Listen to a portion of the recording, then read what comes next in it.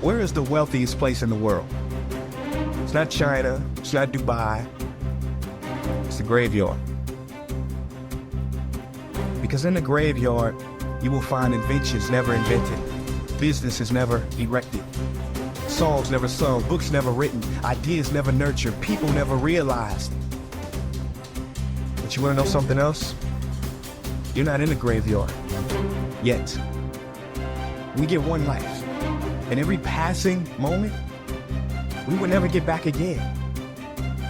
The problem is, you think you have time. Stop wasting your life. How many hours a day you waste or how many hours a week you waste. And the classic answer is something like 4 to 6 hours a day. You know, inefficient studying, watching things on YouTube that not only do you not want to watch, that you don't even care about, that make you feel horrible about watching after you're done. That's probably 4 hours right there. You know, you think, well, that's 25 hours a week. It's 100 hours a month. That's 2.5 full work weeks. It's half a year of work weeks per year. And if your time is worth $20 an hour, which is a radical underestimate, it's probably more like 50 if you think about it in terms of deferred wages. If you're wasting 20 hours a week, you're wasting $50,000 a year. And you are doing that right now. And it's because you're young, wasting $50,000 a year is a way bigger catastrophe than it would be for me to waste it, because I'm not going to last nearly as long. And so if your life isn't everything it could be, you could ask yourself, well, what would happen if you just stopped wasting the opportunities that are in front of you? You got to be very intentional and deliberate. The stuff that you're dreaming about, the stuff that you want to happen, it's not going to happen by osmosis. Like, you got to get up and you got to go after it. And what the devil wants you to do, what the enemy wants you to do, is get distracted and focus on stuff you shouldn't be focusing on. He wants you to stay in bed. What he would love to do is for you to waste these next 2 or 3 weeks. People spend time waiting for when the time is going to be right. They're waiting for the pieces to fall into place. They're waiting for the planets to align. They're waiting for everything to be all set. It's not going to happen. You want to know when the time is right? The time is right now. All you have to do to kill procrastination is just start. More active and commendable still is the person who is waiting for the daylight and intercepts the first rays of the sun. Shame on him who lies in bed dozing when the sun is high in the sky, whose waking hours commence in the middle of the day. You have to dedicate every breath, every ounce of energy, and every thought and effort that you possibly have in your heart to becoming what it is you want to be. Because nothing great comes from a position of comfort. Everything worthwhile, everything that is great comes from being in a position of uncomfortable. Nothing worthwhile is easy to get. Everything's going to make you uncomfortable. Get fucking used to it. And if you can get used to being uncomfortable, your fucking limits are non-existent. Everything strives to become all it can possibly be. And that striving to become is what discipline is all about. Disciplining ourselves to fulfill our natural potential to become all that we can be. And finally, discipline attracts opportunity. Opportunity is always looking for ambition and skill in action. Discipline taps the unlimited power of commitment. The human will in action, driven by inspiration, enticed by desire, tempered by reason, guided by intelligence, can bring you to that high and lofty place called the good life.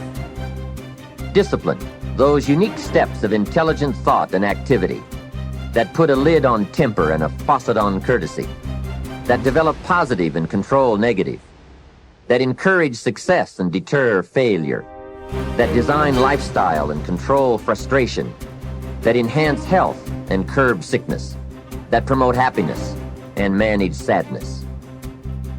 Discipline, the start and the continuing process that brings all good things. And remember, anyone can start the process. It's not if I could, I would. It's if I would, I could. If I will, I can. So start the new process. You can begin a new habit no matter how small it is. Small isn't important. Whether or not you start and whether or not you continue are all that is important. And don't be deluded by an affirmation. Only affirm what you are truly prepared to do. Many of us delude ourselves with our words into believing that we're making changes and making progress, when in fact our daily activity is taking us in the exact opposite direction of our affirmations. Why would you walk in the opposite direction of your dreams? The man dreams of wealth and walks daily towards certain financial disaster. The man wishes for happiness and thinks the thoughts and commits the acts that take him to certain despair. So to have a prosperous life, start a prosperity plan. To become wealthy, start a wealth plan. Remember, you don't have to be wealthy to have a wealth plan. A person with no means can have a rich plan. If you are ill, start a health plan. If you don't have energy, start an energy plan. If you don't feel good, start a feel-good plan. If you're not smart, start a smart plan. If you can't, start a can plan. If you haven't, start a have plan. Anyone can. Even a bad person can start hearing good messages and reading good books.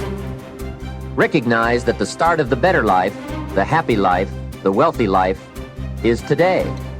This is exciting. Both the process and the result can begin today. Start the new journey today. If you think of a new idea, today is the day to begin the discipline of putting that idea into action. Set this day up as a long, busy, exciting start for your new life. Get your first book for your new library today. Begin your new practice of setting goals today. Start clearing out a drawer of your new orderly desk today. Start eating an apple a day on your new health plan today. Put some money in your new investment for fortune account today. Start reading with intensity for your new wealth of mind plan today. Write a postponed letter today. Make a delayed telephone call today. Pick up your camera and take a picture of something to start your new treasury of photographs today. Get some momentum going on your new commitment to the better life. See how many activities you can pile on in this first day. Go all out. Break away from the negative downward pull of gravity. Start the thrusters going. Prove to yourself that waiting is over, hoping is past, and that faith and action have now taken charge. It's a new day, a new beginning for your new life. With discipline, you can't believe the list of positive moves you can make in the first day of your new beginning. What have you got to lose? Only the despair and fear and guilt of the past. Only the dissatisfaction and unhappiness and lack of fulfillment of the past. Only the frustration and low self-esteem of the past. Don't let yourself forget how many doctors have died, furrowing their brows over how many deathbeds, how many astrologers after pompous forecasts about others' ends, how many philosophers after endless disquisitions on death and immortality, how many warriors after inflicting thousands of casualties themselves, how many tyrants after abusing the power of life and death atrociously, as if they were themselves immortal. How many whole cities have met their end? Haile, Pompeii, Herculaneum, and countless others. And all the ones you know yourself, one after another. One who laid out another for burial and was buried himself, and then the man who buried him, all in the same short space of time. In short, know this: human lives are brief and trivial.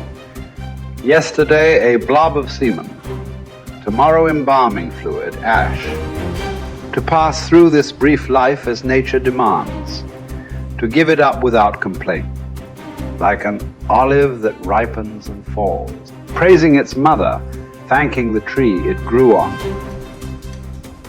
If you do the task before you, always adhering to strict reason with zeal and energy, and yet with humanity, disregarding all lesser ends and keeping the divinity within you pure and upright, as though you were even now faced with its recall.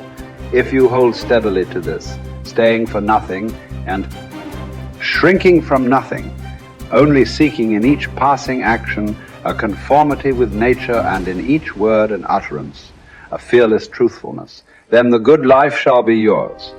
And from this course, no man has the power to hold you back. Soon you'll be ashes or bones, a mere name at most. And even that is just a sound, an echo. The things we want in life are empty, stale and trivial. Dogs snarling at each other, quarreling children, laughing and then bursting into tears a moment later. Trust, shame, justice, truth, gone from the earth and only found in heaven. Why are you still here? Sensory objects are shifting and unstable. Our senses dim and easily deceived. The soul itself a decoction of the blood. Fame in a world like this is worthless.